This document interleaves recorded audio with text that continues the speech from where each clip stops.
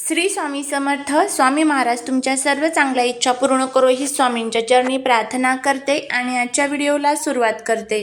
पण त्या अगोदर चॅनलवरती नवीन असाल तर सबस्क्राईब करा आणि शेजारील बेल आयकॉनलाही प्रेस करा, म्हणजे माझ्या सर्व नवीन व्हिडिओचं नोटिफिकेशन तुम्हाला मिळेल आणि तुम्ही एक पण व्हिडिओ मिस करणार नाही. प्रत्येक आईला वाटतं की माझ्या मुलांची प्रत्येक क्षेत्रामध्ये प्रगती व्हावी.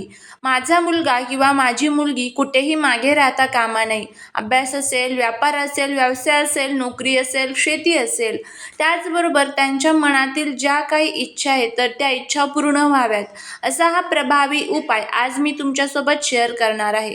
हा उपाय तुम्ही जर केला तर मुलांच्या सर्व इच्छा पूर्ण होतील. त्याचबरोबर मुलांवरती कोणतंही विघ्न जे आहे तर ते येणार नाही. सर्व संकटांचा नाश होईल आणि मुलांची अभ्यासात, नोकरीत प्रगती होईल. त्यांना प्रत्येक क्षेत्रात यश मिळेल आणि त्यांच्या मनातील ज्या काही इच्छा आहेत तर त्या पूर्ण होतील. हा उपाय कशा पद्धतीने करायचा, कधी करायचा, संपूर्ण माहिती या आजच्या व्हिडिओमध्ये आपण घेणार आहोत. आज आहे 2 फेब्रुवारी आणि आज आलेली आहे वसंत पंचमी. त्यानंतर 4 फेब्रुवारीला असणार आहे रथसप्तमी.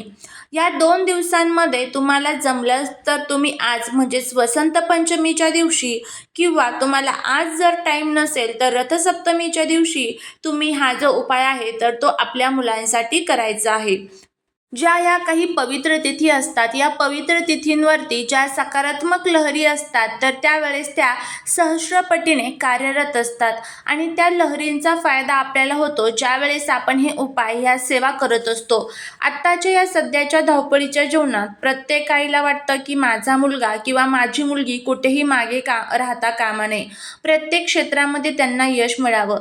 कधीतरी काय होतं की मुलं खूप अभ्यास करतात पण तरीही मुलांच्या पाहिजे तसं अभ्यास जो आहे तर तो लक्षामध्ये राहत नाही.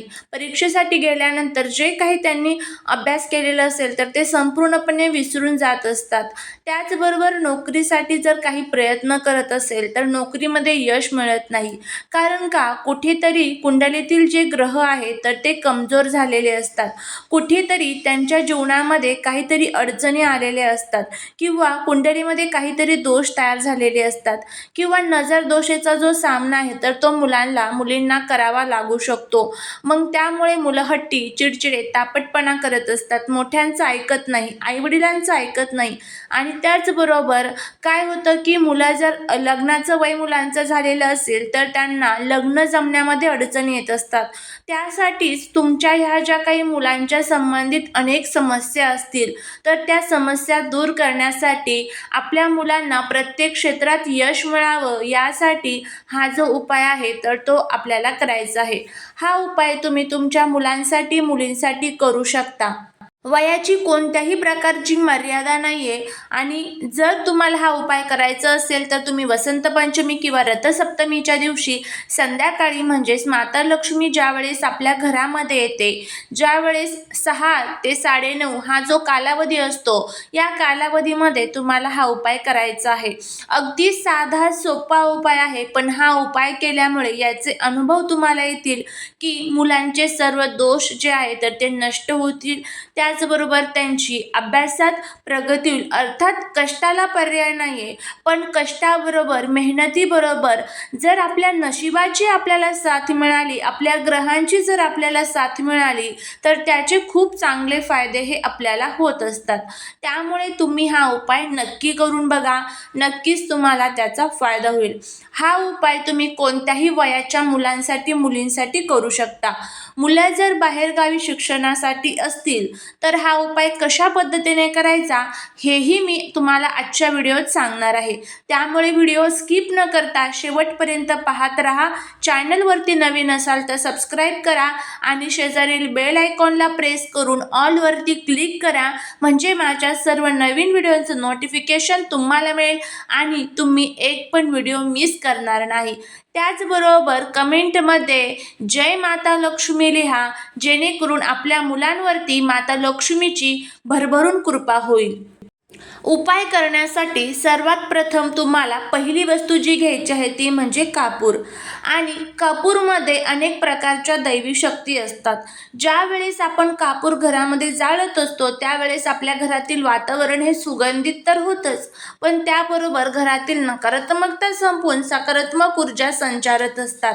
जर आपल्याला वाईट स्वप्न येत असेल तर आपण संध्याकाळी आपल्या उशीखाली एक कापूरचा तुकडा ठेवून झोपायचा आहे आणि तो तुम्हाला सकाळी जाळायचा आहे. यामुळे कोणत्याही प्रकारची वाईट स्वप्न तुम्हाला कधीच येणार नाही. हा एक उपाय तुम्ही नक्कीच करून बघू शकता.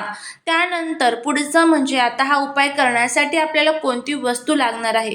आता एक गोष्ट लक्षात ठेवा, जो कोणता उपाय आपण करतो त्यावरती आपली पूर्ण भक्ती, पूर्ण श्रद्धा आणि विश्वास असणं खूप महत्त्वाचं आहे. त्यामुळे विश्वास ठेवून तुम्ही हा उपाय करा. नक्कीच तुम्हाला त्याचा जो अनुभव आहे तर तो येईल.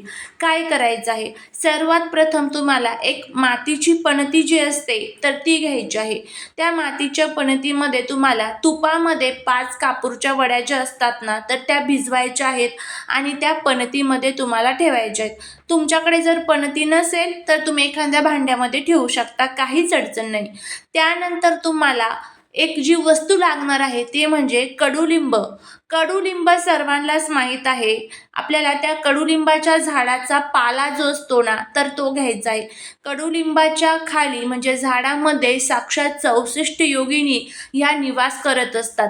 64 योगिनीची जर आपल्या मुलांवरती कृपा झाली तर मुलांना कधीच कोणत्याच गोष्टींची कमतरता ही भासणार नाही. त्यामुळे तुम्हाला कडुलिंबाचा जो पाला आहे तर तो घ्यायचा आहे. नंतर काय करायचं आहे, तुम्हाला मुलांना तुमच्या जमिनीवरती आसन टाकून बसवायचं आहे. बसवल्यानंतर मुलांच्या डोक्यावरनं तुम्हाला हा जो कडुलिंबाचा पाला आहे तर तो 7 वेळेस अँटी क्लॉकवाईज फिरवायचा आहे. म्हणजेच घड्याळ जसं उलट्या दिशेने फिरतं बघा, त्याच पद्धतीने उलट्या दिशेने आपल्याला अँटी क्लॉकवाईज ह्या वस्तू ज्या आहेत म्हणजेच कडुलिंबाचा पाला फिरवायचा आहे. नंतर तुम्हाला कापूर जो आहे तर तो प्रज्वलित करायचा आहे आणि कापूर प्रज्वलित करून त्यामध्ये तुम्हाला हा जो कडुलिंबाचा पाला आहे तर तो जाळून टाकायचा आहे. कडुलिंबाचा पाला जाळत असताना माझ्या मुलांवरती असणारे सर्व विघ्न, संकटे संपलेले आहे. त्यांच्या जीवनामध्ये ज्या काही अडचणी येत आहेत तर त्या सर्व दूर झालेल्या आहे. अशा पद्धतीचा भाव ठेवून तुम्हाला हा जाळायचा आहे.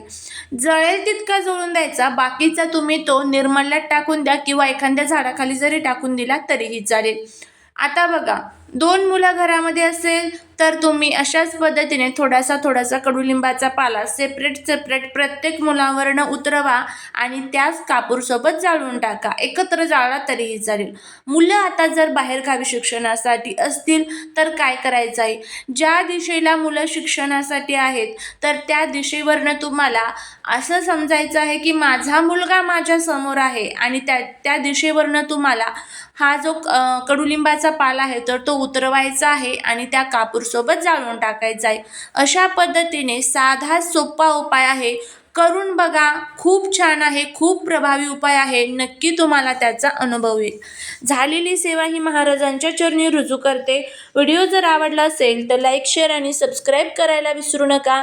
भेटूया पुढच्या एका छानशा नवीन व्हिडिओसोबत. श्री स्वामी समर्थ.